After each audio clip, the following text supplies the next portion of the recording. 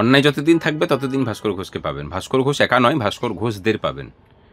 আমাকে হয়তো বেশি করে দেখতে পান, বাকিরা প্রত্যেকে আছেন। আমি একা কোনো ব্যক্তি, আমার সেইভাবে কোনো মানে ক্ষমতাও নেই, অস্তিত্বও নেই। আমি একটা বড় জায়গাকে, সমগোত্রীয় মানুষদেরকে রিপ্রেজেন্ট করি বলেই সেটা মনে হয়েছে।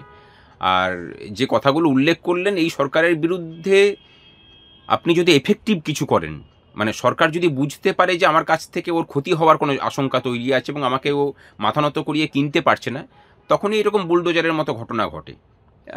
এর আগে সমস্ত কিছু করেছে, কোনো কিছুতেই কিছু করতে পারেনি। এখন সেই চেষ্টা, মানে বুলডোজার দিয়ে ভেঙে ভাবলো যে মেরুদণ্ডটা ভেঙে দেওয়া যাবে, বরং মেরুদণ্ডটা অনেক বেশি শক্ত হয়েছে, কোনো কিচ্ছু যায় আসে না ওতে। আজকেই যেমন এই ব্যাংশাল কোর্টেই একটা মামলা ছিল, একটা মিথ্যা কেস, সেই মিথ্যা কেসে হাজিরা দিয়ে আমরা আসছি আর কি। অসুবিধা কিছু নেই, মানে করুক, আমরা পথে আছি।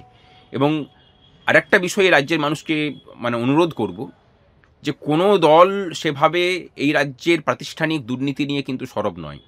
চলুন আমরা চেষ্টা করি। এই রাজ্যের প্রধান সমস্যা হচ্ছে প্রাতিষ্ঠানিক দুর্নীতি। এই দুর্নীতির ইস্যুতেই অন্তত এবার ভোটটা হোক, যে পশ্চিমবঙ্গকে দুর্নীতিমুক্ত করতে হবে। যে সরকার আসবে, আসুক, তারা দুর্নীতিমুক্ত হোক। এই জায়গাটা যতক্ষণ না প্রতিষ্ঠা হবে, দুর্নীতি কিন্তু আমাদের সব কিছু শেষ করে দিচ্ছে। পশ্চিমবঙ্গে টাকার অভাব নেই, পশ্চিমবঙ্গের কোনো সম্পদের অভাব নেই, আসলে প্রাতিষ্ঠানিক দুর্নীতি আমাদের সব কিছু খেয়ে দিচ্ছে। এখান থেকে বেরোনো প্রয়োজন।